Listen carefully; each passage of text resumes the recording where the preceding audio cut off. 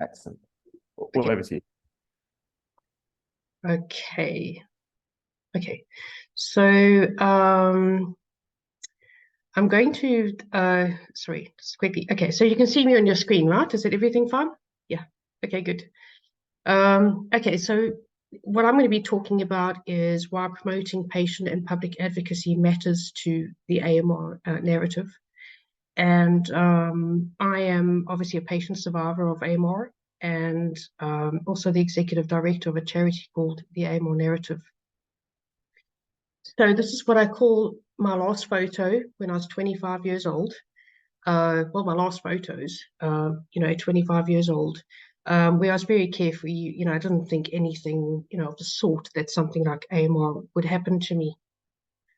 But in 2004, I had a massive car accident, and I ended up. This was basically in Johannesburg, and I ended up in the high care at a hospital called Charlotte Maxeke Johannesburg Academic Hospital in their high care unit. It was a very severe accident, and this was a public hospital in South Africa.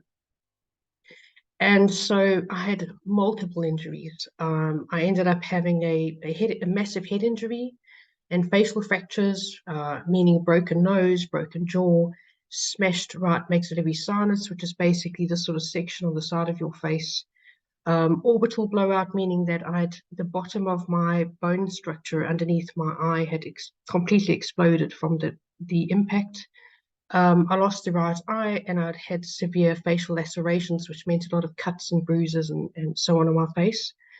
I had a major abdominal injury at that point in time that caused a lot of internal bleeding, and I was resuscitated on the side of the road in Johannesburg and put onto life support.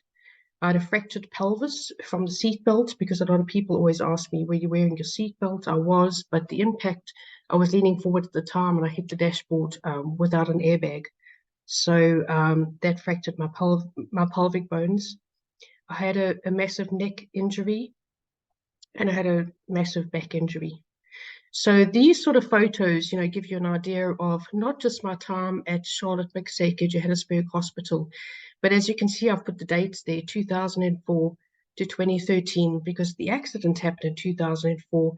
But from leaving Johannesburg Hospital, my journey was only beginning, because yeah, it was a very long, very hard road to get to the point where I could actually, get over everything.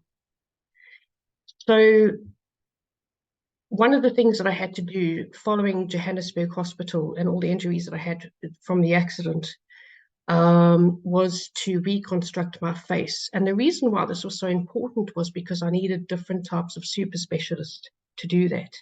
So in other words, I needed a plastic surgeon, a maxillofacial surgeon, a ENT surgeon. ENT surgeon, as you know, normally works on the surgical, the sinuses, ear, nose, and throat. I needed a neurosurgeon, I needed an oculist, I needed an ophthalmologist because the ophthalmologist needed to look at the nerves inside of the eye socket, and of course making sure that I looked, presentable, aesthetically, because of course I had a big gaping hole in my head as well, in my eye socket. So in my 6th year of surgeries, we did we inserted a prosthetic that was basically trying to bridge the gap between all the damaged bones, to kind of make it look, get to that point where it looked a little bit more presentable. And when I came out from that surgery, the 4th prosthetic, I always tell people the same story. I went to the shop one day, went shopping, came out, felt a lot of fluid on my face. I thought, I always get sort of tearing out of the eye because it doesn't close properly. But when I pulled down the rear view mirror, I saw this, and as you can see on the left-hand side, I'm sorry it's very graphic, but it was a lot of pus coming out of my face. And I thought, wow, what is this? Because I'd never seen it before. And so I phoned the plastic surgeon officers, and I said, what is happening to me? I don't know what this is. And so they said, this is potentially an infection. You need to come to emergency surgery and get it sorted, which I did. And so we did that. And 2 weeks later, I was, sort of walking around, suddenly felt moisture again, but this time worse. And I got readmitted again because it was the infection reoccurring. It was coming back again. And so, we did that surgery. And this time, because there was a lot of tissue damage, we, again, it was looking worse.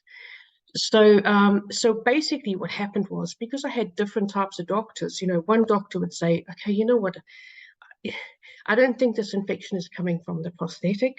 Why don't you go see the ENT surgeon to go get a sinus drainage? Maybe, because of your accident, the sinuses were so badly damaged. Maybe it's your sinuses. If we drain them, then you will be not getting this infection back again. And then I would go to the ophthalmologist and he would say, you know what, maybe if we just do a bit of a debridement and a, tissue reconstruction, it'll be fine. We do these types of surgeries and would be differing opinions from different doctors and all prescribing the same types of antibiotics, not only at the time that I was having the surgeries, but also to manage the infection, while I was trying to get through it. So eventually, after 11 months of trying to salvage this prosthetic, one day when I went sort of for my fifth or sixth surgery, my plastic surgeon, who I'd built up a very good friendship with, said to me, you know what, you're doing another ENT surgery today. You're draining your sinuses again today, but I don't think that is going to clear this infection. We need to remove that prosthetic. And if I'm in the theatre on that same day, I'm going to come in there and I'm going to take it out. And I took it with a pinch of salt because I said, you know what, I haven't signed any indemnity with him. I'm hearing all these differing opinions. I don't know where this infection is coming from.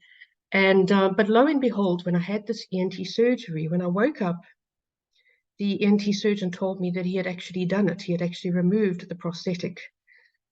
So that rang alarm bells for me because I thought, whoa, as a patient, we should be signing indemnity. What is so special about this infection that he actually took that on his shoulders to do that? Because I could sue him, right? It's a medical legal case. So, but I didn't want to do that because we had a good relationship. So I phoned the pathology officers because I then knew that the plastic surgeon, had sent off this prosthetic for testing. And I said, please, can you send me a copy of the test? Because I'd like to see exactly what type of infection this is. I don't understand it, but I want to know what's going on. And so on the right-hand side, you can see the test that I got back. And on the left-hand side, you can see by now the damage that had been done by the tissue destruction from this infection that we were trying to fight, again, with the same antibiotics, with a very disjointed, medical team that were trying to manage it. So on the right-hand side, to explain it quickly for anybody that doesn't know, the test result revealed that there were different types of antibiotics that, if you look on the right-hand side of the test, there's lots of R's and S's that either meant that I was resistant or susceptible to that particular type of antibiotic. And the type of infection that I had was called MRSA. So that was at the top of the test. So I'd never heard of this before. MRSA, something I couldn't even pronounce, methicillin-resistant Staphylococcus aureus. It's taken me 10 years, or many years to get that right, to pronounce it. But when I got on the internet and I started searching for it, up came this term, antibiotic resistance. And I thought, wow, this is something that I had no idea existed. And yet I was kind of, as a patient, just taking these antibiotics and just making very bad surgical treatment decisions because I didn't really know that this kind of thing existed. So as I said, I got onto the internet. What basically happened from there was I started to visit the doctors to tell me, how do I make this facial deformity go away? What is my next step? How do I do that in the least possible ways that could lead to failure to make me look worse?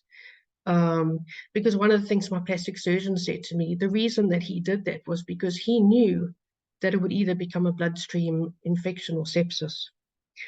So he took it on his shoulders. He'd rather have done that for me than let the infection progress any further.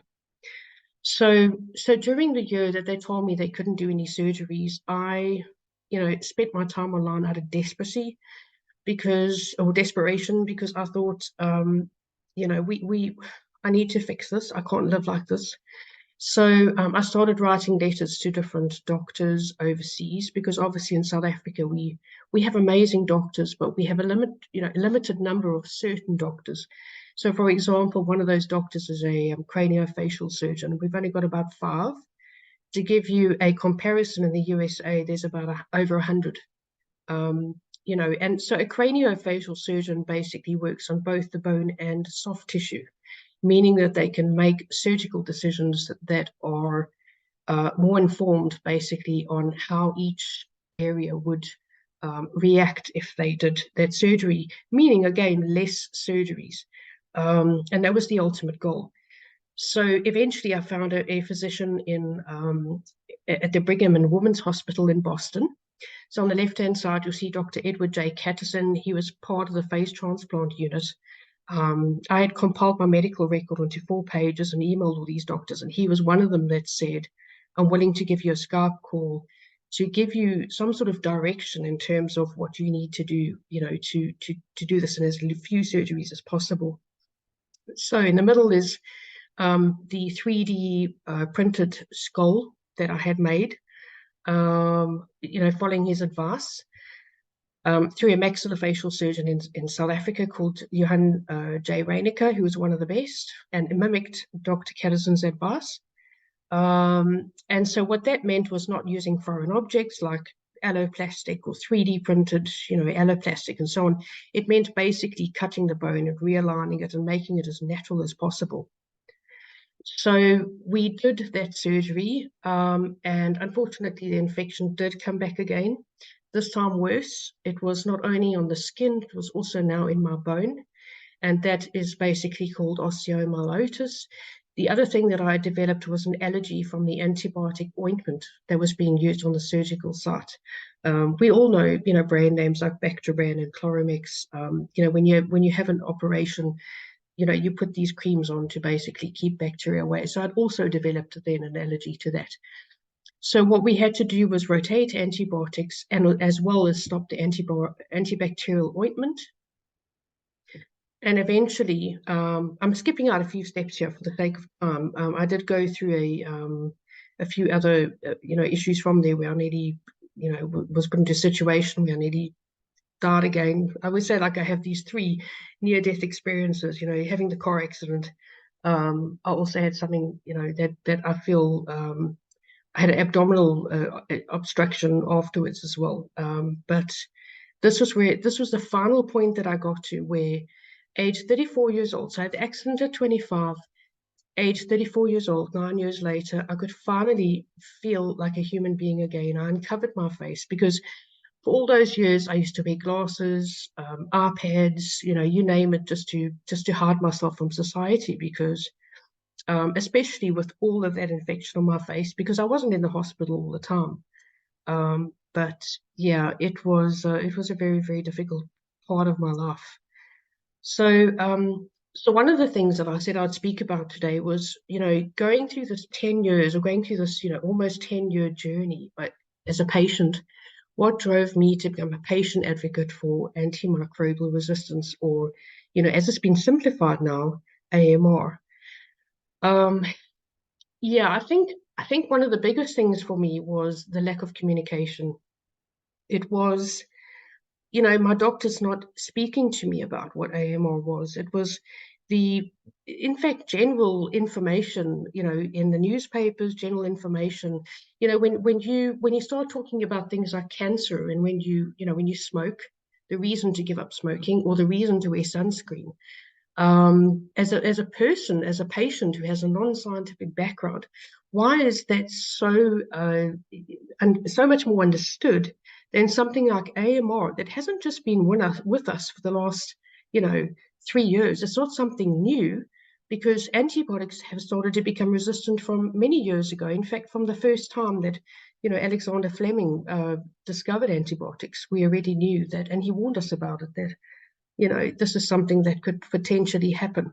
So where are we right now in 2023, and why is this awareness and common knowledge not happening, amongst patients? So in terms of advocacy, these are the kind of things that I've done. I've been so very lucky to have gone through and toured laboratories, to learn more about it, to be able to become a more effective patient. So, for example, on the bottom right-hand side, Plymouth University invited to me to go and have a look at their lab, where they've got funding to do novel antibiotic discovery. They're working in South Africa to look at sea sponges and their potential that they could have in terms of antibiotic discovery. I've also been to the World Health Assembly. The bottom left-hand side was where they did the Foundation for Innovative New Diagnostics prize, which I was a winner for, to talk about the fact that, why wasn't, in my case, that the test presented earlier?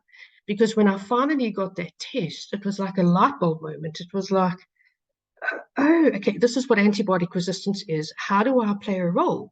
Why are these same antibiotics being prescribed? Because, nobody's communicating with each other and so on. So, that was one of the reasons why I was awarded that. So this is also an e-patient scholarship that I was awarded back in 2017. And so I went to Stanford. This was at Stanford University. And I've been to Stanford University 3 times. In 2017, it was for a medical education conference. In 2017, it was for a patient-included conference, meaning that there were, a few hundred of us patients in this conference talking about our conditions. It wasn't just about AMR, but it was about how to, frame our narratives, how to talk on stage, how to share our ideas very meaningfully without being judged, because, I have loads of ideas, but it doesn't necessarily mean that it's they're going to be heard. But what's important in terms of what they taught us was, that we need to have a safe space to share them. The other thing that they provided to us was partnering with the public and patients in medical research. And as you can see, signed on the right-hand side is Amy Price. She is the patient editor at the British Medical Journal. She was part of organizing this particular online, course to teach patients and the public how to actually, work with medical researchers. Because, I'll just say it very plain and forward. For me to get out of a hospital bed and to become an advocate and to suddenly start working with researchers is very, very difficult, especially if you have a non-scientific background. So that was a really important course, and I was really proud of that, because I walked away with it with distinctions. So the other thing that I've done is work in medical education. You'll see here 2 antimicrobial stewardship programs I've worked in. The one on the right-hand side, the purple one, is really important to me, because that was going back to Charlotte Maxeke, Johannesburg Academic Hospital, and talking, where I was actually saved with my car accident, and talking to the nurses and the doctors about my views in terms of how they could be, understanding the patient journey, and perhaps, by working together, really realizing that it's a person at the end of the day, at the middle of it all. And so, yeah, like I said, it was very dear to my heart to do that one. The other thing I've worked in is medical education. So this is Imperial College London, and then of course also the International Federation for Dentistry, where I appeared as a patient educator. And I think that this kind of gave a whole different approach, because it wasn't just a one-sided case of healthcare professionals talking to each other or scientists talking to each other, but really bringing in the patient story in terms of, what it feels like to experience AMR, and, that desperation that you feel. And like, again, in my case, how could we use things like communication and education to empower ourselves to be part of the team, which is really, really important. So the other thing I've done a lot of is public speaking. This is just one of the conferences that I've presented at. I actually did quite a lot for this conference. I helped them review their abstracts. I was a keynote speaker at their opening, which is this conference is actually the International Infection Prevention and Control Conference, which was held in 2019, just before COVID, in Geneva. It was attended by 1,400 people. And basically, what I spoke about was, as a patient, one of my doctors had actually sat down with me, my maxillofacial surgeon, and when I had the osteomyelitis, the bone infection, we were desperate. So he said, you know what, you're not in the hospital all the time. When you go home, you've got to disinfect your counters. You've got to keep alcohol spray in your bag. You've got to, when you touch a button on an elevator, you do this, you do that. You have to sterilize them all the time. So again, this is before COVID. So, we've been taught that with COVID, but, in general with AMR, we need to be doing the same. And of course, there was adherence. He would say to me, if I prescribe you this dose of antibiotics, because at this point in time, when we were rotating antibiotics, I was on sort of end of the line antibiotics. And he said, if I prescribe this, if you decide to take it at 5 o'clock in the afternoon, and it says take 2 times a day, I want you to set your alarm for 5 a.m. the next morning and split them apart in equal intervals. And you don't take it 20 minutes earlier or 20 minutes later. You do not give that bacteria a chance to mutate. So we were very strict with that. And so that was him empowering me with that information again. So as I say, that was one thing that I spoke about at this conference. I've also worked in policy making quite a lot. This was one of my first meetings that I had at the African Union in Ethiopia. And it was a very mixed meeting of, heads of government, and we had our sort of our group that we had was sort of community engagement experts. I was obviously a patient expert and so on. And what we contributed towards was the Africa CDC strategic framework for AMR in Africa. Very important because issues like in terms of Africa, well, language barriers, financial barriers to actually participate in these sort of meetings are all really, really crucial. So this is another group that I'm part of. I'm a patient advisor to the WHO Strategic Technical Advisory Group on AMR. I have been for the last 3 years.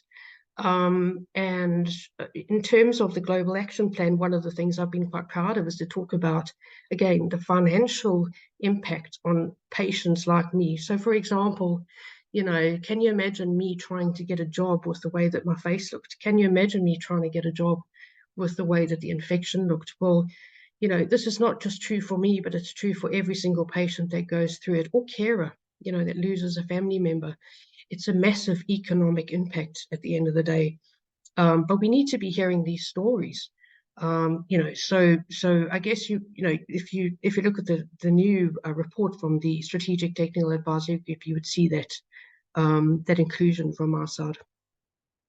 So some of the things I've done in South Africa, you can hear obviously my accent is South African. As I said, Johannesburg, I had the accident. Is a video that we created in South Africa together with, I did it with a medical anthropologist and a professor of microbiology in South Africa, part of the South African Antibiotic Stewardship Program. Funds are so limited in South Africa.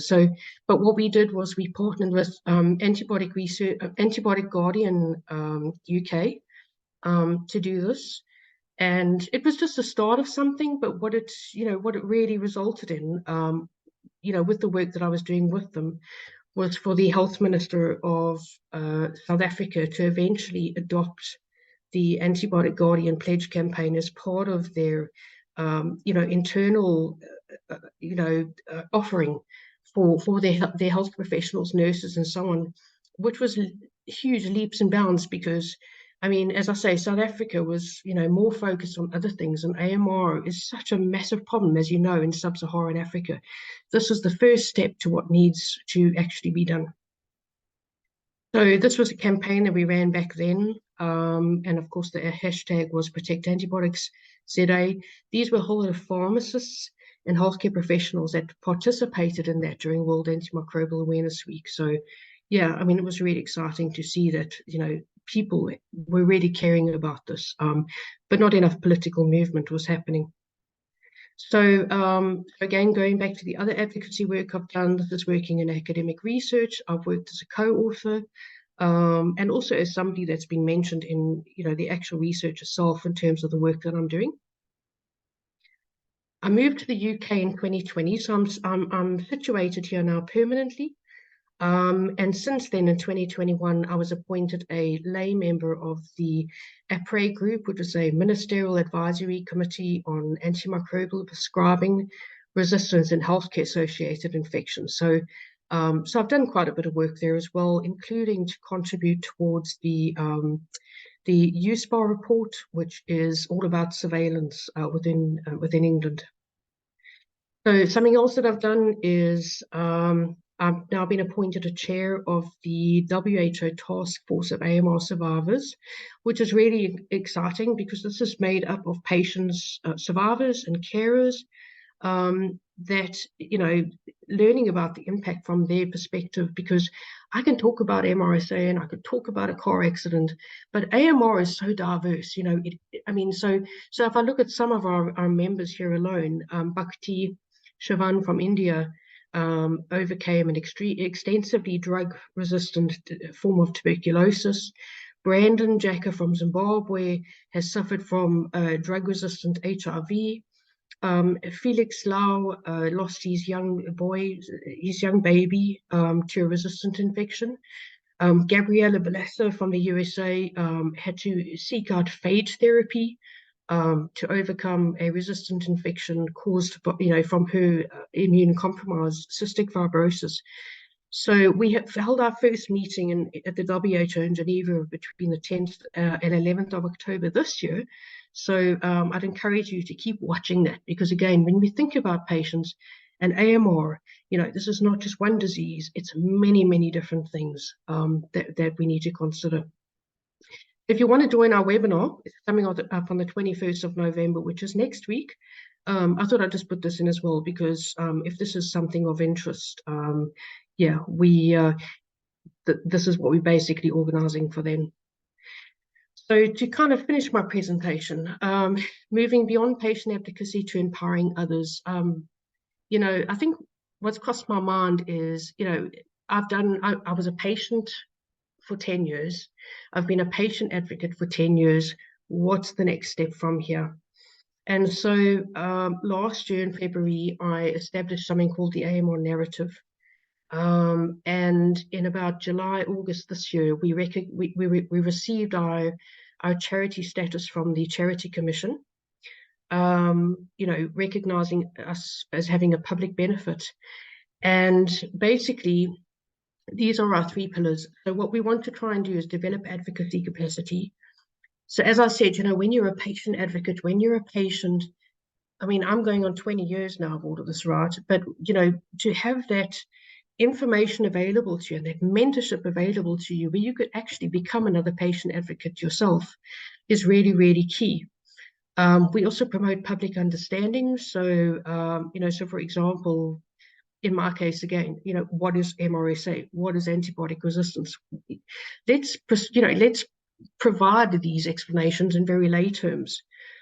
And then, of course, fostering global community, because there's nothing more important, and we see it in other charities, for example, cancer communities, where peer-to-peer support is something that, fosters advocacy, because, you end up working together within those same communities that are working for the same goals. So, so these are some of our goals, is to help break down the science of AMR, to provide advocacy training and development and mentorship, to provide a place for advocates to raise their voice, because, we always think, well, let's invite a patient advocate to come and talk on stage. Unfortunately, not everybody's comfortable with talking on stage. So, so we're looking at opportunities in other ways, whether that be through, drawing a picture. This is already happening in scientific realms, or whatever that may be, different forms of storytelling, which also consider their financial disability, language, cultural, and other barriers. So I'll give you an example. I mean, one of our patient advocates that I've worked with had a lung dissection. He had TB, extensively drug-resistant TB. He had a lung removed. He can't get on an aeroplane and fly, somewhere. He's battling to support his family. So we need to be very ethical and mindful about how we include patients in terms of, these sort of patients that battle. They want to share their story, but it's not as easy as I say, getting on a plane and flying. We also want to provide a place to find opportunities. So, for example, if another patient advocate wants to become part of a advisory board, in my case, I'm a part of many advisory boards. Those opportunities were sometimes, sent to me, or I found them myself. But that helps to build their reputation, if you want to put it that way. So, and of course, research opportunities any opportunities that they would like to get involved with. So, our first funded project has been this year. We had a monthly tweet chat, and we're busy working on funding proposals at the moment to expand on that. So, whether that be webinars, toolkits, and so on.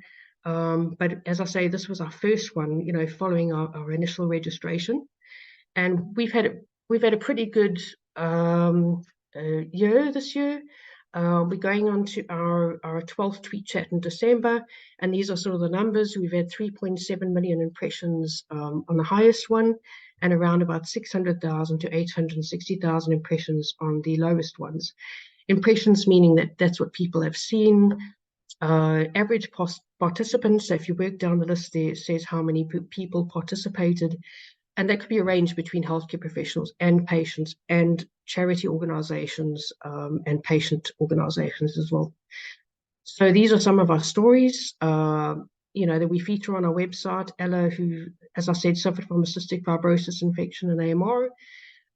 This is another patient that I didn't mention. She's from Sweden, and she lost her young child, 8 years old, young twin child at 8 years old, due to resistance and ESBL, Klebsiella pneumonia. And she now advocates quite extensively in Europe. And then, of course, one of our other patient advocates that also, she's actually works with TB Proof in South Africa.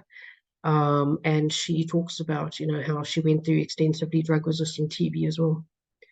So these are our trustees, and I just want to say, I mean, I don't know if you know any of their faces, you might recognize, some of them. These are individuals that I've worked with for many years, and they have been instrumental in helping us shape the initial charity. We've got a long way to go, but, like I said, this is our sort of first 1.5 year of establishing ourselves. I'm hoping in the next 10 years we can become instrumental in terms of becoming a place to go for patients and the public to learn more about what it means to be an advocate and why it's so important for numerous things. As I said, for policy making.